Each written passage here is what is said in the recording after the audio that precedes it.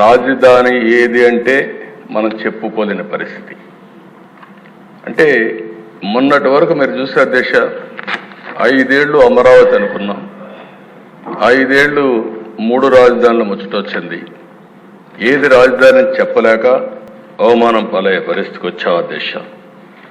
ఇంకో పక్క అధ్యక్ష, ఈరోజు మీరు చూస్తే మొట్టమొదటిసారిగా 1982లో ఎన్టీ రామారావు గారు తెలుగుదేశం పార్టీ పెట్టి ఈరోజు అనేకమైనటువంటి ఒక విశ్వాసాన్ని కల్పించే కార్యక్రమాలు ఆయన చేశారు. సంక్షేమం, అభివృద్ధి, పాలనా సంస్కరణకు శ్రీకారం చుట్టారు. తెలుగు జాతి అనేది అప్పటికి మదరాసి అని పిలిచే పరిస్థితి నుంచి మొట్టమొదటిసారిగా తెలుగు జాతి ఒకటి ఉందని ప్రపంచానికి చాటి చెప్పిన నాయకుడు నందమూరి తారక రామారావు గారి అధ్యక్ష. అదే సమయంలో అధ్యక్ష మనందరం ఒకసారి ఆలోచిస్తే తెలుగు నేలపైన పుట్టినటువంటి పివి నరసింహరావు గారు ఆర్థిక సంస్కరణలు తీసుకొచ్చాడు. ఇప్పుడే మిత్రులు పవన్ కళ్యాణ్ గారు చెప్పినట్టు పింగళ వెంకయ్య గారు మన జాతీయ జెండా రూపకల్పన చేశారు. ఇలాంటి చరిత్ర ఉండే మనం చూస్తే ఇప్పటికి కూడా ఈ రాష్ట్రంలో అనేక ఇబ్బందులు వచ్చి కనీసం ఈరోజు బడ్జెట్ కూడా పెట్టుకోలేక ఆర్థిక ఇబ్బందుల వల్ల మళ్ళీ ఒక 2 నెలలు టైం తీసుకొని పెట్టుకోవాలని ఆలోచించే పరిస్థితికి వచ్చాం. ఇంకో పక్క దిశ పివి నరసింహరావు గారు తీసుకొచ్చిన ఆర్థిక సంస్కరణలు ఈ దేశం యొక్క పెను మార్పులకు నాంది పలికింది. అక్కడి నుంచి పబ్లిక్ ప్రైవేట్ పార్ట్నర్షిప్ వచ్చింది.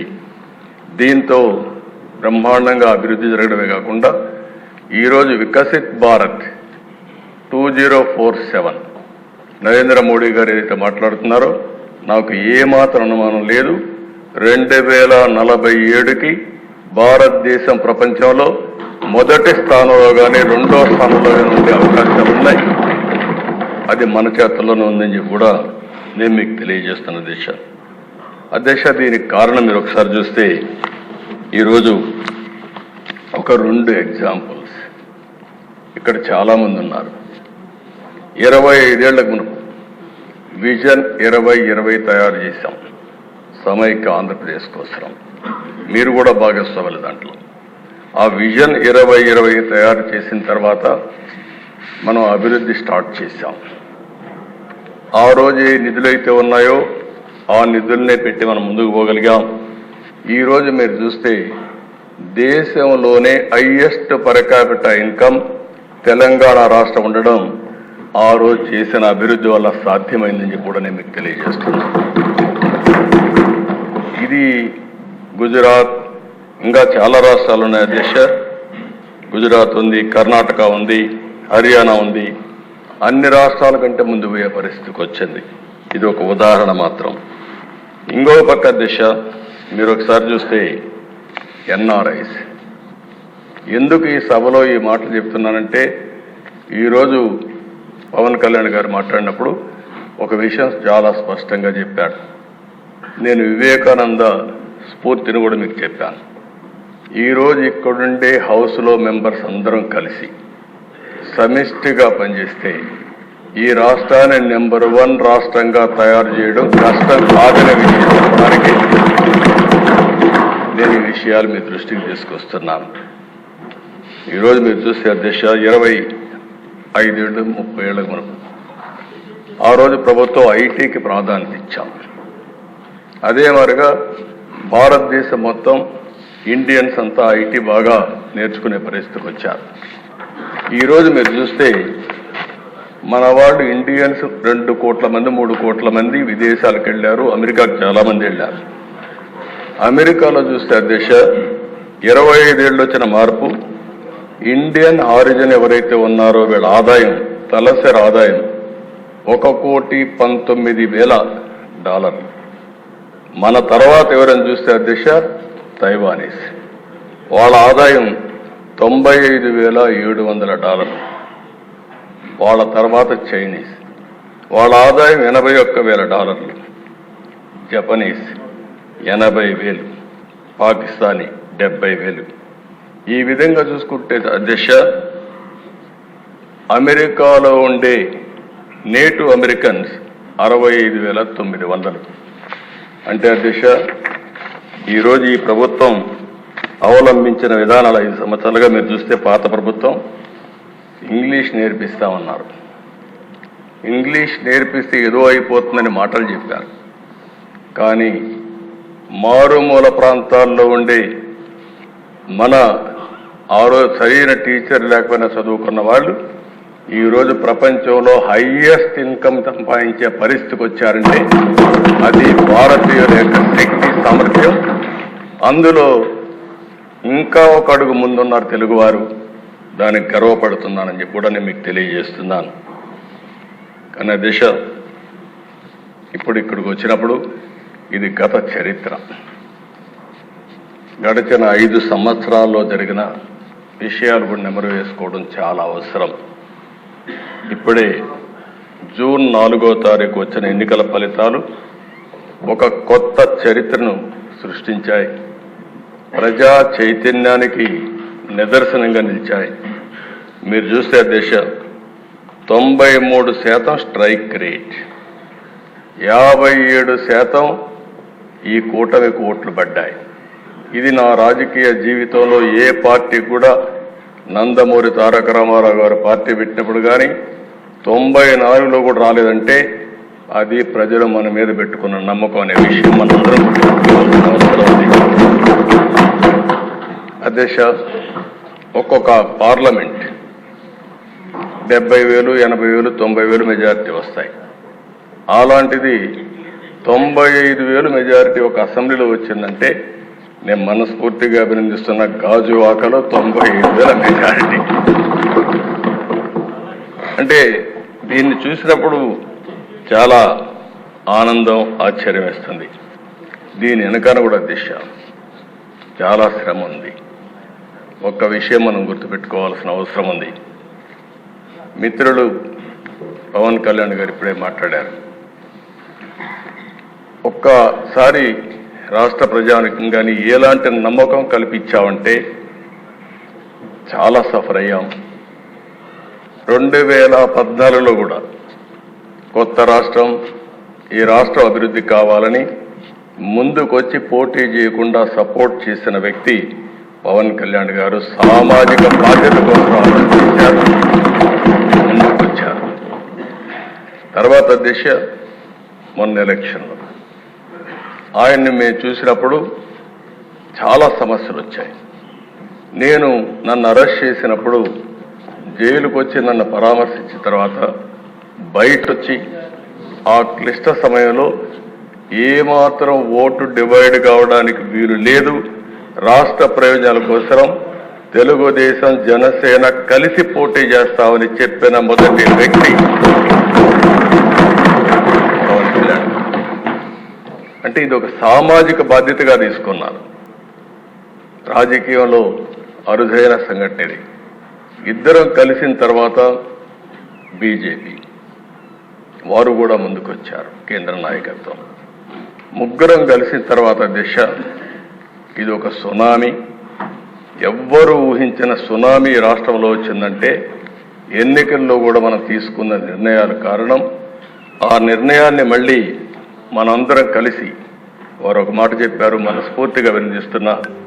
ఈ రాష్ట్రాన్ని మళ్లీ ఘాటిలో పెట్టి అన్ని విధాల అభివృద్ధి చేసే వరకు ఏమాత్రం ఆలోచించకుండా సమైక్యంగా ముందుకు పోవడానికి ఆలోచిస్తామని ఈ సభ ద్వారా రాష్ట్ర ప్రజానికానికి కూడా మేము ఒక హామీ ఇస్తున్నాం, చేస్తామని చెప్పి కూడా మీకు కూడా తెలియజేస్తాను.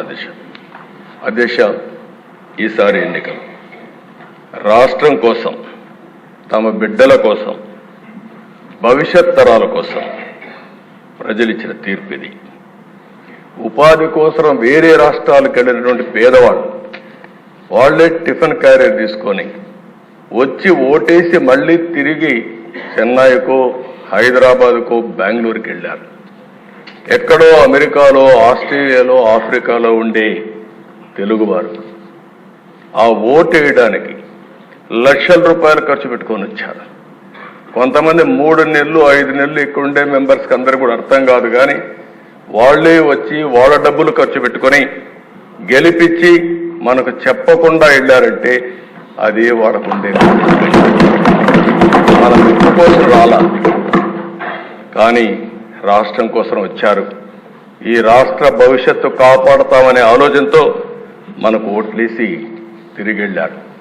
ఇంకొక పక్కన దిశ తెల్లవారితో నిద్ర లేస్తే ఎప్పుడూ రానివాళ్ళు నిద్ర లేస్తానే నేరుగా పోలింగ్ స్టేషన్కి వచ్చి, అంటే పీక్ పీరియడ్లో ఎంతమంది వస్తారో అంతమంది నిలబడుకొని 5-6 గంటలు వెయిట్ చేసి రాత్రి 12-1 గంట వరకు ఓట్లేశారంటే దిశ అది వాళ్ళు చూపించిన చొరవ. వాళ్ళందరికీ నేను ఈ సభ ద్వారా మీ ద్వారా శిరస్సు వంచి పాదాభివందనం చేస్తున్నాను. దిశ ఇలాంటి అనుభవంతో ఇక్కడికి వచ్చాం. దీనికి కారణం ఏంటి? ఒకసారి అధ్యయనం చేసుకోవాల్సిన అవసరం ఉంది. 5 సంవత్సరాలు ప్రజలు నరకాన్ని చూశారు. నరకం అంటే చాలా మందికి తెలియదు, కానీ కథల్లో చూశాం. అలాంటి నరకాన్ని ఈ రాష్ట్రంలో చూసే పరిస్థితి వచ్చింది. రాష్ట్ర చరిత్రలో అవి ఒక చీకటి రోజులు. ఆస్తులు సెటిల్మెంట్ చేశారు, మామూలు కాదు. భూములు దొరికితే భూముల్ని 30-40 సంవత్సరాలుగా సంపాదించిన ఆస్తుల్ని ఎక్కడికక్కడ ఇమ్మంటే మెడ మీద కత్తిపెట్టి రాయించుకున్న సందర్భాలు. ఏ ఆడబిడ్డ మానానికి రక్షణ లేదు. ఇష్టానుసారంగా బిహేవ్ చేశారు. ప్రాణానికి విలువ లేకుండా చేశారు. ఎంత దారుణంగా ప్రవర్తించారంటే అంత దారుణంగా ప్రవర్తించే పరిస్థితి వచ్చారు. కడకు బ్రతుకు కూడా గ్యారంటీ లేదు. మనం క్షేమంగా ఇంటికి తిరిగి వస్తామని ఆశ ఎవరికి లేని పరిస్థితి వచ్చింది. దౌర్జన్యాలు, విధ్వంసాలు, కబ్జాలు, దాడులు, కేసులు ఒకటి కాదు దిశ. ఎన్ని విధాల ఇబ్బంది పెట్టాలనో ఇక్కడ ఉండే వాళ్ళల్లో సగం మంది ఎక్కువగా బాధితులు, కొంతమంది తక్కువగా బాధితులు అంతే. మానసికంగా కొంతమందిని దెబ్బతీశారు, ఆర్థికంగా కొంతమంది దెబ్బతీశారు, కొంతమందిని శారీరకంగా. కడాన దిశ మీలాంటి వ్యక్తి పైన అటెంప్ట్ రేప్ కేసు పెట్టించే పరిస్థితికి వచ్చారంటే అది తలుచుకుంటే ఇప్పటికి కూడా జీర్ణించుకోలేకపోతున్నాం. కానీ బాధ ఉంది, ఆవేశం ఉంది. ఇంకొకసారి చూస్తే మా మెంబర్స్ కూడా చాలా హిస్టరిక్గా కూడా ఉన్నారు. నాకు అర్థమైంది. ఇప్పుడు మా తాడిపత్రి ఉన్నాడు, అశ్విన్ ఉన్నాడు. అశ్విన్ జైలుకు పోయి వచ్చాడు. ఇక్కడే అచ్చెన్నాయుడు ఉన్నాడు, జైలుకు పోయి వచ్చాడు. నారాయణ ఉన్నాడు, తిప్పి తిప్పి తిప్పి ఎక్కడికెక్కడికో తీసుకుపోయి అదృష్టం బాగుండా అరెస్ట్ కాకుండా జైలుకు పోకుండా బయట వచ్చాడు. ఇవన్నీ సరే. రఘురామకృష్ణరాజు ఇంకేమవుతాడో తెలియదు. ఆ రోజు రాత్రి అంతా నిద్ర లేదు.